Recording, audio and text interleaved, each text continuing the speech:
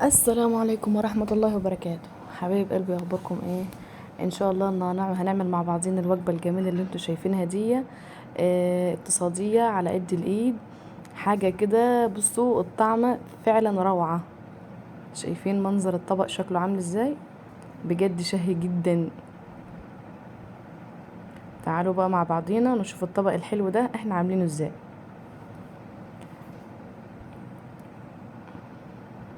معايا هنا جزر وبصل وفلفل الوان حسب اللي عندك، ومعايا هنا صدر دجاجة، ومعايا طماطم مبشورة، ومعايا بابريكا، كزبرة، كمون، فلفل اسود، ملح، توابل فراخ. معايا هنا بقى طاسة على نار هحط فيها زيت. تمام. هسيبه لما يسخن شوية. أكلة بجد كاملة متكاملة حلوة جدا. اقتصادية. لو عايزة بقى تعملي لحوم او فراخ والظروف معاكي مش كويسة، او اخر الشهر بالصدر دجاجة ده، هنعمل بجد وجبة حلوة قوي.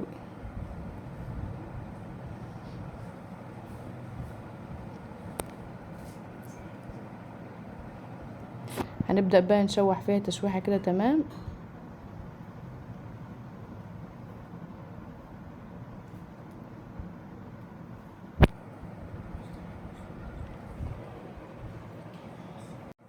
نزلت هنا بقى بالتوابل معايا: نص معلقة بابريكا، نص معلقة فلفل اسود، نص معلقة ملح، نص معلقة كزبرة، نص معلقة كمون، نص معلقة او ربع معلقة توابل فراخ. لو عندك بهار مشكل حطي برضو. وابدأ بقى اقلب كله ده. اتمنى اللي مشتركش في القناة يشترك لي فيها، فضلا منكم وليس امرا. ولايك للفيديو، وصلى على النبي صلى الله عليه وسلم ما تنسوش. هبدأ بقى اشوح كده لحد ما البصلة، يعني بصوا، يعني ما تبقاش يعني يعني ايه، ما تتحمرش، يعني تتدبل حاجة بسيطة، تدبل حاجة بسيطة. هنزل بقى معايا هنا جزراية. لو رققتوها اكتر من كده يبقى احسن، لان انتوا عارفين ان الجزر ناشف شوية. اشوح فيها برضو تشويحة. تمام.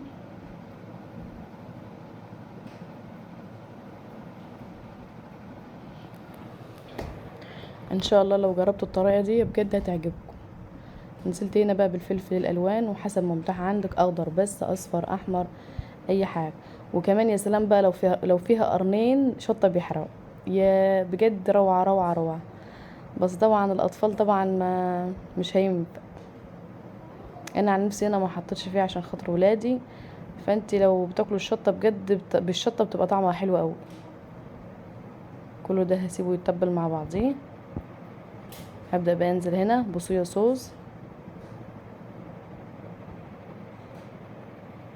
معايا هنا كاتشب. على فكرة انا حطيت صويا صوص تاني، بعديها حطيت حوالي بتاع معلقة تاني، بس ما ظهرتش معايا في الفيديو. اقلب كله ده. ولو عندك عسل اسود ممكن تحط معلقتين برضو.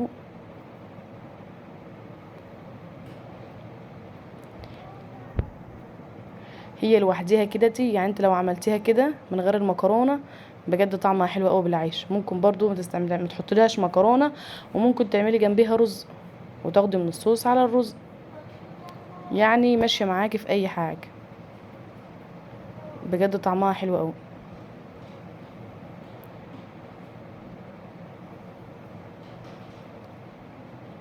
انا حطيت الطماطم المبشوره.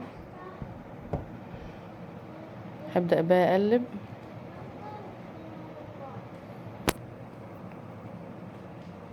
شايفين منظرها لوحديه كفايه.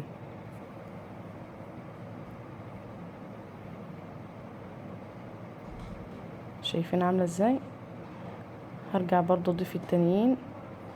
انا كنت حاسه ان هي كتيره يعني.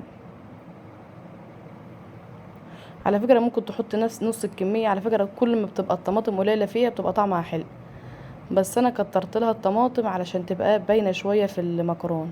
هنا بقى هسلق المكرونه. تمام. هنا سلقتها هيتي.